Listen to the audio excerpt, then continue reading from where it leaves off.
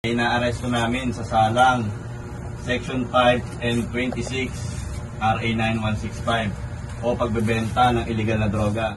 Matapos ang isang buwang pagmamanman, nalambat din sa buy-bust operation ng Drug Enforcement Unit ng Southern Police District kagabi ang mag-live-in partner na sina alias Karat alias Miriam sa kanilang bahay sa Barangay Maharlika, Taguig City.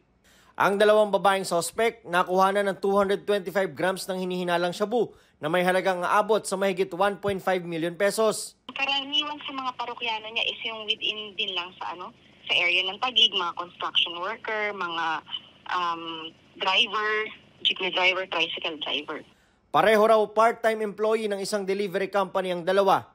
Isang rider at isang taga-repack ng mga parcel. Hindi natin masiguro, posibleng isinasabay nitong si alias Car, yung kanyang pagiging delivery rider, dun sa pagdidistribute na rin ng kanilang mga drugs na dala.